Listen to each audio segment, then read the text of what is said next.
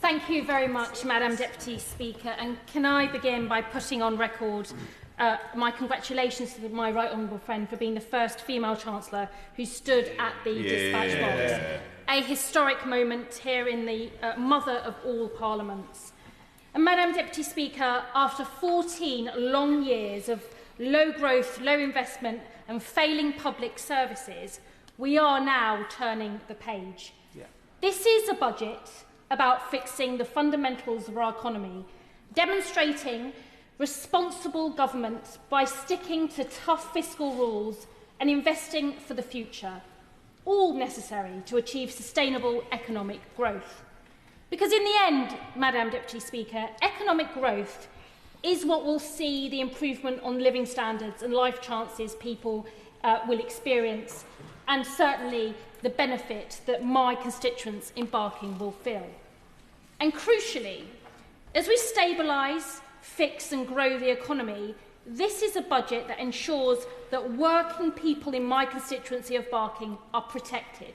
And let me just say this on tax, Madam Deputy Speaker. If members of the opposition don't want to borrow to invest and they don't want to tax business, they should just tell us what in the budget they would cut. They are simply out of touch, and as they moan and groan, for those that were here earlier, we as a country will just not forget, nor will the people in my constituency, that when the Conservatives were in power, they caused inflation to hit the roof and interest rates rose. Almost 12,000 people in my constituency saw their mortgages rise by over £3,000 and rents have soared. Wage stagnation has cost working people on average £11,000. And as for tax increases, it was under the Conservative government who increased taxes on working people and left the £22 billion funding gap. So these Labour benches, Madam Deputy Speaker, will take no lectures from those on benches opposite who supported the chaos of a Liz Truss budget that crashed this economy.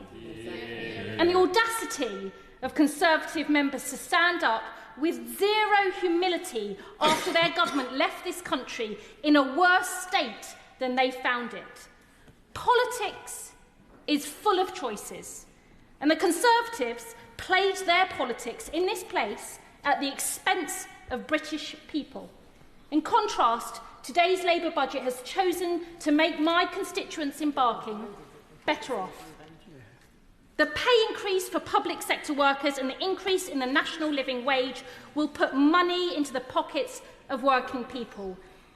Increases in paying people a decent wage, so vehemently opposed by benches opposite, is with such disdain, it's unbelievable. Madam Deputy Speaker, we know that the damage of the last government can't be undone with one budget, and of course there have to be tight fiscal rules that set out by the Chancellor.